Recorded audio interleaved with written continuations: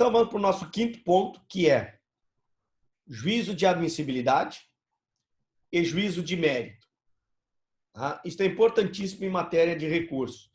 Os recursos se dividem em dois juízos. Tá? Eu vou tentar fazer aqui, eu deveria ter feito antes, eu vou tentar fazer para vocês uma divisão, tá? Para ver como é que funciona. Então, vamos primeiro fazer isso aqui. Qual é a diferença entre juízo de admissibilidade e juízo de mérito? Comecemos pelo juízo de admissibilidade. O que significa dizer o juízo de admissibilidade? O juízo de admissibilidade, de acordo com a doutrina, é aquele conjunto de requisitos essenciais que permite ao juiz ou ao tribunal, uma vez ultrapassado esses requisitos, entrar no mérito do recurso. Tá? O juízo de admissibilidade. Daquelas eficácias que nós estudamos, o juízo de admissibilidade tem eficácia declaratória, tá? Porque o juiz declara que eles estão presentes para poder seguir adiante e analisar o mérito, tá? Então, repito, o juízo de admissibilidade, né, é aquele conjunto de requisitos, certo? É o conjunto de requisitos essenciais que vai permitir ao juiz ou ao tribunal, né, uma vez ultrapassado, analisar o mérito. Tá? Eu estou colocando aqui para vocês, tá? Como é que funciona. E aí, a partir disso aqui, a gente pode trabalhar. Tá? Nega segmento e dar provimento. No dar provimento, eu posso pedir para anular ou cassar, ou reformar. Para vocês terem ideia, funciona, olha só que coisa primitiva, mas é o que nós temos. Olha aqui, ó. Vocês estão conseguindo analisar? Estão conseguindo ver? Juiz de admissibilidade se divide em... No juiz de admissibilidade, o juiz pode conhecer o recurso ou não conhecer. Uma vez conhecendo, depois eu vou explicar detalhadamente, ele entra no juízo de mérito. E ao entrar no juízo de mérito, ele pode negar seguimento ou improver e pode dar provimento, acolher o recurso. São as palavras técnicas. Quando ele dá provimento, ele pode, se a sentença for terminativa, anular ou cassar, erro improcedente, e se for, né, sentença definitiva, ele vai reformar. Tá? Isso só para vocês terem uma ideia. É o máximo que eu posso fazer, lamento sem quadro, é isso aqui mesmo. Certo? Então, vamos lá. Repetindo. No juízo de admissibilidade, tá aqui, deixa eu só fechar aqui. No juízo de admissibilidade, tá? Uma vez interposto o recurso, qualquer recurso tem juízo de admissibilidade. Qualquer. É essencial que o juiz identifique se esses pressupostos, se esses requisitos que a lei considera essencial estão presentes ou não. Sem isso, ele não entra no mérito. Tá? Então, todo recurso tem a necessidade de se fazer este juízo de admissibilidade. Uma vez interposto, vamos pegar o recurso clássico, apelação. Uma vez interposta a apelação, tá? E nós vamos ver depois quem é que vai fazer, quando. Eu só estou fazendo essa diferença. Hoje, quem faz o juiz de admissibilidade é o tribunal, e não mais o juiz de primeiro grau. No Código 73, o juiz podia fazer, hoje não pode mais. Quem vai fazer esse juiz de admissibilidade é o tribunal. Então, o que acontece? Interposta a apelação, o tribunal, o relator, o desembargador, relator, diante do recurso de apelação, ele vai ver o seguinte: preencheu todos os requisitos? Sim. Então ele começa: conheço do recurso. Tá? Ou se ele chegar à conclusão de que faltou um deles, e depois nós vamos estudar todos, faltou um deles, ele vai dizer: não conheço do recurso. Se ele não conhece do recurso, acaba tudo ali. Acaba tudo ali. Ele já vai julgar e não vai adiante.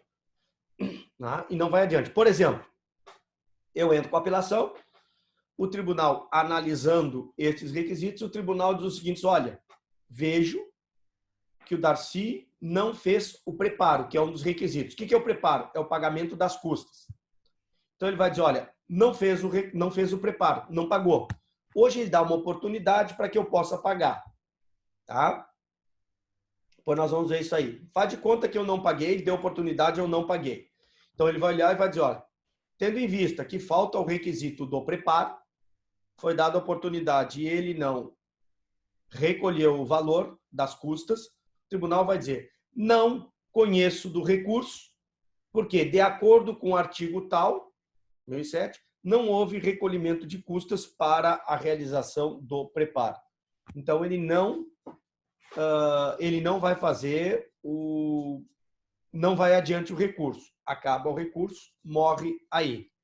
Aqui tem uma diferença muito importante com relação à decisão do juiz quando conhece e quando não conhece. Tá? Primeiro,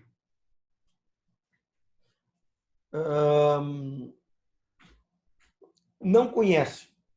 Não conhece. Quando ele não conhece, ele declara, né, inadmissível o recurso. Quando ele conhece, ele obviamente declara que o recurso preencheu os requisitos e dá continuidade. Mas tem uma diferença interessante. Quando ele não conhece, esta declaração necessariamente terá que ser explícita e motivada. Preste atenção que isso é importante. Então, quando ele não conhece, porque faltou um dos requisitos, o não conhecimento deve ser explícito e fundamentado. Então, ele deve dizer por que não conhece. Porque faltou legitimidade, porque faltou preparo, né? Ele vai ter que identificar todos os requisitos. Eles, olha, violou o princípio da singularidade, não há legitimidade, deu problema, houve fato impeditivo, modificativo ou extintivo, o recurso foi intempestivo, foi fora do prazo, ele obrigatoriamente terá que fundamentar. Ele terá que fundamentar. Tá? Agora, olha que interessante. Quando ele conhece do recurso, que ele vê que todos os requisitos essenciais foram preenchidos, ele não precisa ser explícito. O conhecimento, o juiz de admissibilidade positivo, quando ele conhece, é implícito, ou seja, ele não precisa fundamentar. Porque não tem sentido, ele vai dizer: olha, eu conheço porque é legítimo, eu conheço porque teve interesse, eu conheço porque não houve fato impeditivo, eu conheço porque teve pagamento, eu conheço. Ele não precisa dizer tudo isso. Então, quando ele conhece, ele já automaticamente reconhece que todos foram preenchidos e não vai precisar fundamentar. Por isso, a declaração que conhece é implícita. E quando ele não conhece, é explícita e motivada. E motivada, tá? Para que a parte possa se insurgir. Muito bem. Se não conhece, acaba a minha apelação por aí. Não tem continuação, ele vai dizer: olha, não vou julgar o mérito, porque a tua apelação foi intempestiva, o teu agravo foi intempestivo, foi fora do prazo. Tu tinha 15 dias úteis para recorrer, não utilizou os 15 dias úteis, contou errado, perdeu o prazo, não conheço o teu recurso, por intempestivo. Ponto. Acabou o problema. Quando ele conhece, ele é obrigado a ir adiante. Quando ele conhece, ele é obrigado a ir adiante. Aí ele entra no juízo de mérito. Aí ele entra no juízo de mérito do recurso. Uma vez ultrapassado o juízo de admissibilidade, ele entra no juízo de mérito. Muito bem. Ao estar legitimado a entrar no juízo de mérito, ele pode tomar duas decisões quanto ao mérito agora, ou seja, na apelação que eu interpus para saber se o devedor tem que pagar os 10 mil ou não tem que pagar os 10 mil. Isso é o mérito. No que se refere ao mérito, ele pode entender que, né, quanto ao mérito, ele pode negar provimento ou negar seguimento ao meu recurso. Ele nega provimento, nega seguimento ao meu recurso. Né? Vai dizer, olha, a tese exposta, né, não merece prosperar, por ABC, etc. e tal. E diz, não há incidência da norma jurídica sobre o suporte fático, não tem direito. O réu não deve, porque realmente ele comprovou que pagou. Então, ele vai improver o meu recurso, vai negar provimento ao meu recurso. Tá? Então, juiz de admissibilidade, ele vai dizer o seguinte, o relator, conheço do recurso e nego provimento ou seguimento ao mesmo. Isso quer dizer que o meu juiz de admissibilidade cumprir todos os requisitos, mas no que se refere ao mérito, eu não tenho razão. Tá?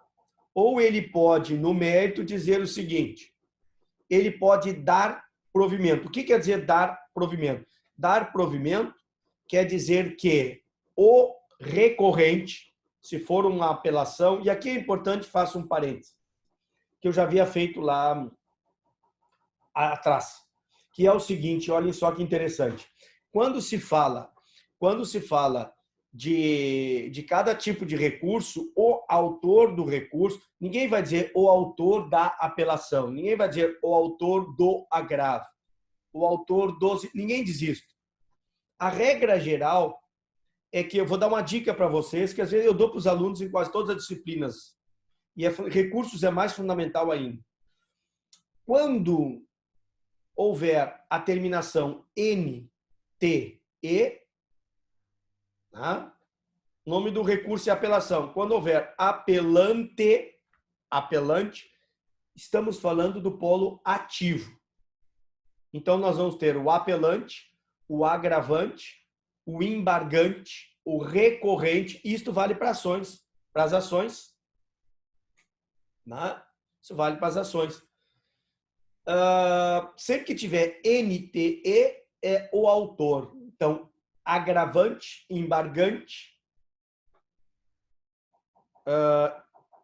apelante, recorrente, etc. Quando a terminação for ido, ado, é o polo passivo. Por exemplo, apelado, agravado, embargado, recorrido. Aí é o polo passivo, tá? Então vai dizer o seguinte, quando ele der provimento, ele vai dizer, que o apelante, o agravante, o embargante, o recorrente tem razão. Tem razão. Então ele dá provimento. A expressão correta é dar provimento. É prover o recurso. Quer dizer, o recorrente, seja ele agravante, embargante, apelante, tem razão no seu pedido, tá? Agora é muito importante o seguinte, quando ele dá provimento ao recurso, e diz que o recorrente tem razão, ele vai ter que analisar, como eu já falei para vocês na aula passada, ele vai ter que analisar, e aqui sim é importante, o tipo de sentença proferida. Por que isso é importante? Olhem só. Porque se a sentença for terminativa do 485, nós já vimos, ele vai dizer, conheço do recurso, dou provimento para anular ou cassar. Essa é a expressão técnica. O que quer dizer anular ou cassar? Quer dizer que ele vai anular ou cassar, ele vai tirar do mundo jurídico a sentença e vai devolver para o juiz de primeiro grau. Por quê? Porque na terminologia recursal, nós vamos dizer que as sentenças que são anuladas ou cassadas do 485, elas produziram, preste atenção, o que se chama de error in procedendo. Error in procedendo. Por quê? Porque é um erro no procedimento. O juiz não entrou no mérito. Certo? Agora, quando ele entra no mérito, e, portanto, a sentença já não é mais do 485, ela é do 487, então ele dá provimento para reformar. Para reformar.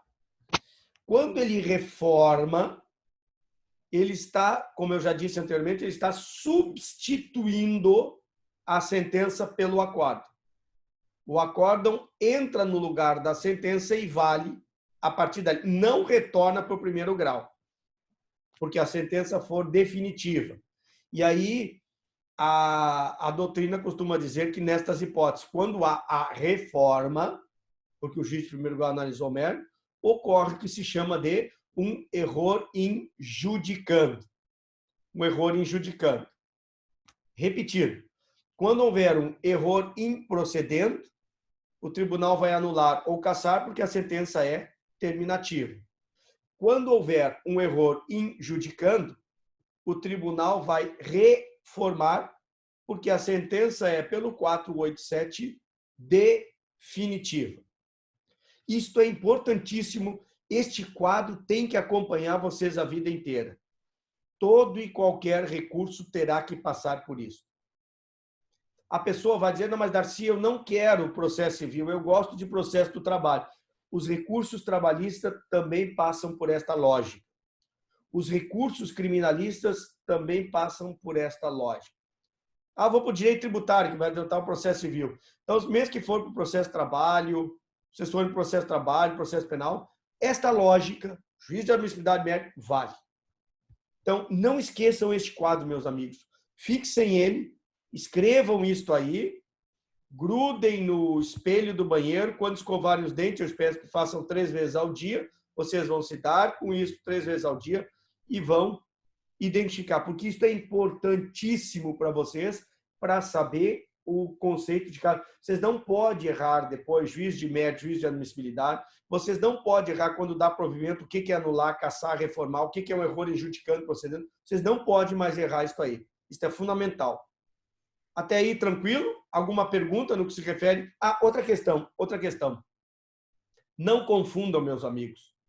Não confundam o mérito do recurso com o mérito da causa. Não confundam. São coisas distintas. Mostro para vocês. Eu entro com uma ação e peço para que o réu seja condenado a pagar 10 mil reais. Certo? Qual é o mérito da minha ação de cobrança? Sentença condenatória. Qual é o mérito? Que eu quero que o réu seja condenado a me pagar 10 mil reais. Este é o mérito da minha ação, da minha demanda. E aí o juiz na sentença diz o seguinte, o juiz lá na sentença diz o quê? Não, o Darcy não tem legitimidade. Bom, quando ele diz que eu não tenho legitimidade, a sentença se enquadra, ela é uma sentença terminativa, porque vai estar no 485, inciso 6º, ele vai dizer que eu não tenho legitimidade. E quando eu não tenho legitimidade, eu vou recorrer. Quando eu recorro à apelação, qual é o mérito da apelação? O mérito da apelação, o que eu vou levar para o tribunal, não é se ele me deve ou não me deve 5 mil, porque isso não foi discutido na sentença. Eu vou levar para o tribunal se eu tenho ou não legitimidade para cobrar o devedor. Então, o mérito do recurso é a legitimidade, enquanto o mérito da causa é se o réu é devedor ou não, se o réu me deve os 10 mil reais ou não me deve. Por isso, vocês não podem confundir o mérito da causa com o mérito. Às vezes é óbvio que eles se confundem. É óbvio, porque, veja bem, se eu peço 10 mil, o juiz diz que eu não tenho direito a 10 mil porque o réu já pagou, a sentença é de mérito, eu vou apelar e vou dizer, olha, eu quero que o juiz errou porque realmente ele não pagou. Então, a discussão de primeiro grau é sobre se ele pagou ou não pagou, a discussão na apelação é pagou e não pagou. Às vezes podem se confundir, mas o fato de às vezes se confundir, principalmente quando o juiz der provimento para reformar, quando houver um erro adjudicando, aí se confunde. Mas do contrário, não se confunde. Mérito da causa é alguma coisa e mérito da demanda é outra coisa. Certo? E mérito da demanda é outra coisa. No que se refere ao juízo de admissibilidade. Tá? Ainda estamos no juízo de admissibilidade. Quando depois nós vamos entrar no juízo de mérito mais adiante. Eu aviso vocês. Então, agora, tudo que eu estou falando é só juízo de admissibilidade. Certo? Vamos ao juízo. Então, já vimos o que é o juízo. No juízo de admissibilidade, que o mérito do recurso não se confunde com o mérito da causa. Nós já vimos o que acontece no juízo de admissibilidade. Não conhece, conhece. Juízo de mérito nega provimento, dá provimento, anula caça ou reforma. Tá? Agora vamos trabalhar a ideia da natureza do juízo de admissibilidade. Qual é a natureza do juízo de admissibilidade? A natureza traduz a questão que está por detrás, que é a seguinte: quem pode se manifestar sobre o juízo de admissibilidade? Muito bem. Resposta. O juízo de admissibilidade tem natureza pública. Tem natureza pública. O que significa dizer isso? Significa dizer que os juízes, desembargadores ou ministros, juízes em sentido lá, que os juízes podem, os desembargadores podem, sobre eles, se manifestarem ex officio, de ofício, sem que as partes se manifestem. Ou seja, não precisa, na apelação, não precisa o apelado dizer o seguinte: olha, o apelante não pagou as custas. O tribunal, por exemplo, não fica vinculado à parte ter invocado o descumprimento de um requisito essencial. Não, é matéria de ordem pública. É matéria de ordem pública. Qualquer juiz que vai analisar o recurso tem este poder, independentemente de ter sido provocado. Por isso que é de ordem pública. E ele pode agir ex officio, certo? Independentemente de provocação. Ah, mas ninguém falou sobre isso. Não importa. Ninguém falou sobre a tempestividade. Não importa. É matéria de ordem pública e se o julgador que está analisando, que vai julgar o recurso, identificá-lo, ele pode apontá-lo independentemente de ter sido provocado. Certo?